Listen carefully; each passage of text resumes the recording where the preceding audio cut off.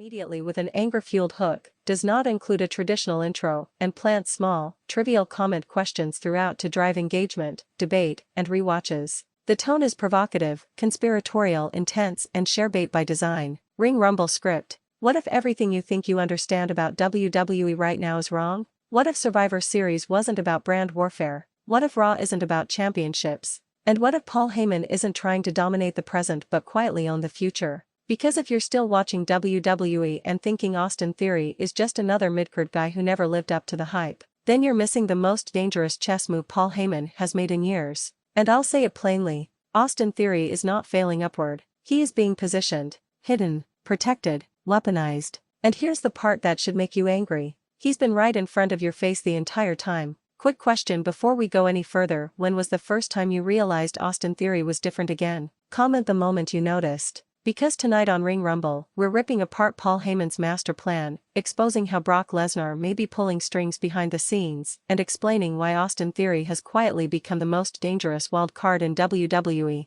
Not the loudest, not the biggest, not the strongest, the most useful. To understand Austin Theory's sudden relevance, you have to understand one thing about Paul Heyman. Heyman doesn't manage wrestlers. He designs ecosystems. Every faction, every alliance, every betrayal, none of it is accidental. And in 2025, Paul Heyman rebuilt himself from the ground up with one clear mission: create a faction that doesn't just overpower WWE, but outthinks it. That faction is the Vision. Braun Breaker, Bronson Reed, Logan Paul. On paper, monsters and chaos. In reality, a calculated hierarchy with Heyman at the center. Originally, Seth Rollins was the philosophical core, the leader who legitimized the group. But once Rollins was written out through injury and betrayal, something changed. The Vision didn't collapse. It evolved. And that's when Austin Theory entered the picture. Not with fireworks, not with a grand announcement, but masked, silent, surgical. Think about it: why mask him at all? Trivial question: did the mask make Theory more interesting to you, yes or no? Because that mask wasn't about hiding his identity. It was about resetting perception.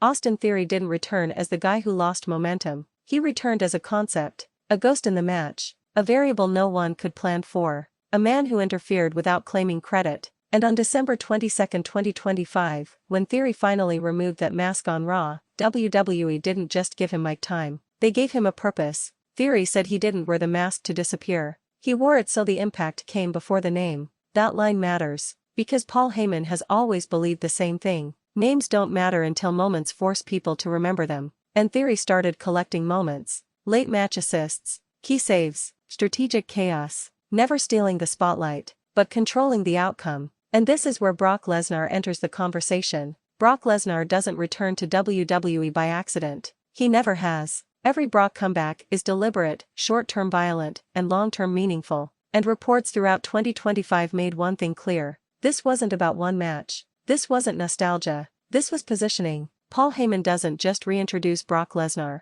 He anchors power structures around him. And here's the uncomfortable question WWE wants you to ignore. Why would Heyman need another monster when he already has 3? Answer: because monsters don't need protection, but empires do. And that's where Austin Theory becomes invaluable. Quick poll for the comments: who do you associate Austin Theory with more right now, the Vision or Paul Heyman himself? Because Theory isn't booked like Breaker. He isn't booked like Reed. He isn't booked like Logan Paul. He's booked like insurance. He takes the bumps. He absorbs the near falls. He eats losses when someone has to. And in return, the monsters stay strong. The aura stays intact. The end game stays clean. That's not punishment. That's trust. Wrestling Observer reports suggested Heyman wanted Theory inside the Vision not as muscle but as structure. A chess pawn. And if you understand Heyman's history, that should scare you. Because Heyman has always used one figure to protect the crown jewel. ECW, the Dangerous Alliance. Brock Lesnar's original run. There is always someone who takes the heat so the king doesn't have to. And Austin Theory fits that role perfectly.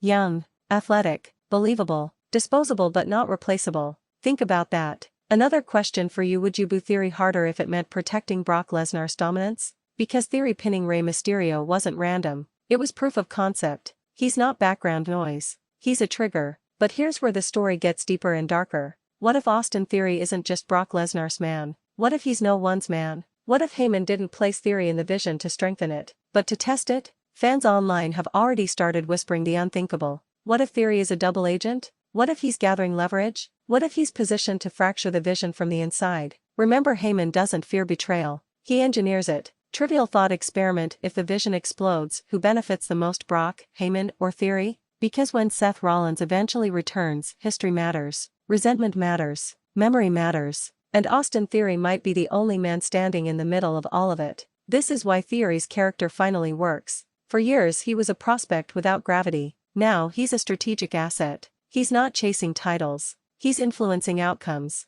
He's not demanding respect. He's earning leverage. And that elevates him beyond the midcard. If Theory truly answers to Brock Lesnar and Paul Heyman, then he's not dangerous because of strength. He's dangerous because he's allowed to fail. Failure with protection is power. And WWE knows it. Looking ahead to the Royal Rumble, WrestleMania 2026. Here are the scenarios that matter. Theory becomes the sacrificial shield that keeps the vision untouchable. Theory turns into the faction's most unpredictable attacker. Theory's loyalty is questioned publicly. Theory's decision changes the outcome of a main event match. Any one of those reshapes WWE's direction. And here's the bold prediction from Ring Rumble. Austin Theory will not end this story as a background heel. He will end it as the deciding factor. A betrayal, a reveal, a moment where WWE pivots around his choice. And when it happens, fans will swear it came out of nowhere, even though the clues were everywhere. So let's wrap this up clearly. Austin Theory is no longer lost. Paul Heyman is no longer experimenting.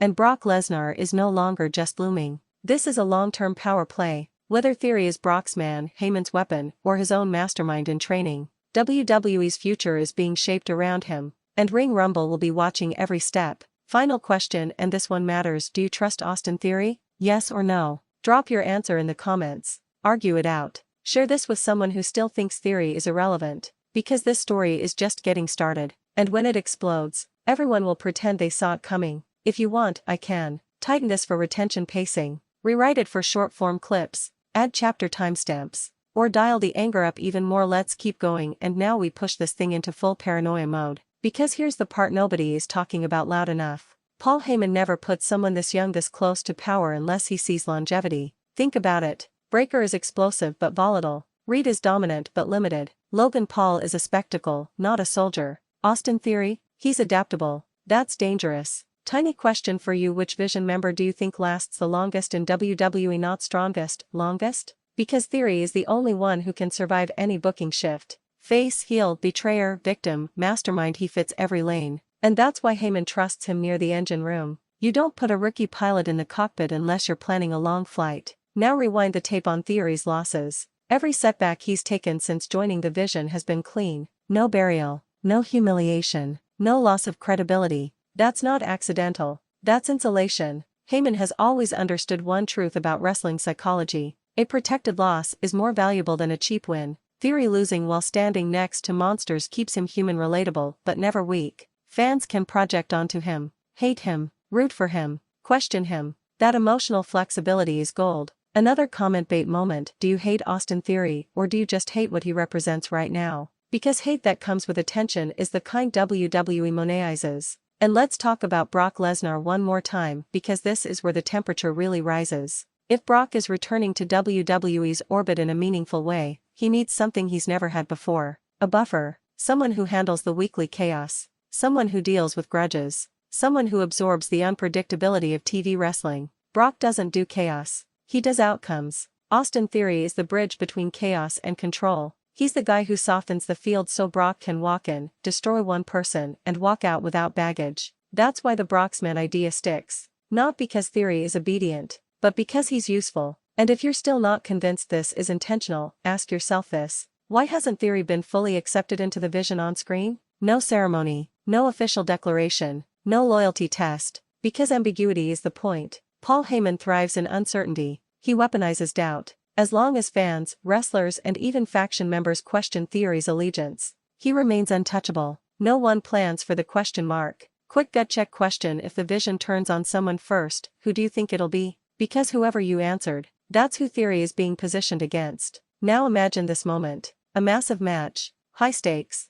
the Vision at ringside, Brock looming, Heyman watching, and Austin Theory has to choose. Does he save the faction? Does he save himself? Or does he let it all burn? That's not a midcard story. That's a company-shifting decision. And WWE doesn't hand those to accidents. So remember this going forward: every Theory promo matters. Every silent stare matters. Every Heyman glance matters. Because Paul Heyman doesn't build plans that end in months. He builds plans that detonate when you stop watching. Final rapid fire for the comments. Answer honestly. Does Austin Theory win a world title by the end of 2026? Does the Vision survive the year? Does Brock Lesnar trust anyone but himself? Drop your takes. Debate them. Clip this video. Because when this story pays off, receipts will matter. And when the dust settles, Austin Theory won't be the surprise. He'll be the explanation. This is Ring Rumble and we'll be right here when the next piece falls. We're not done because now we get to the part that WWE wants you distracted from. The part hiding between the matches.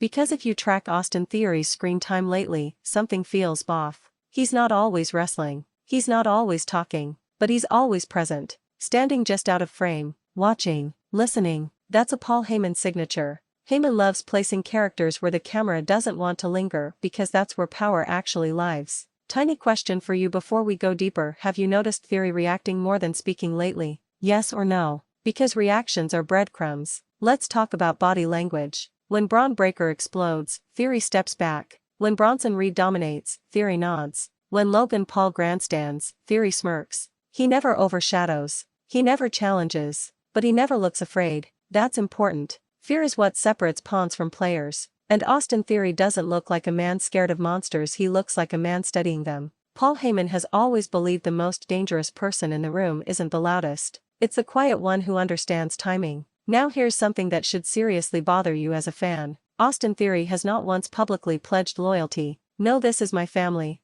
No, we run this place. No, I'm with you till the end. Why? Because loyalty limits options. And Heyman never limits options unless the end is already written. Comment this honestly. Do you trust someone in wrestling who never fully commits? Because WWE is conditioning you to expect a moment that hasn't happened yet. Let's zoom out. WWE in 2025 to 2026 needs new pillars. Not just champions.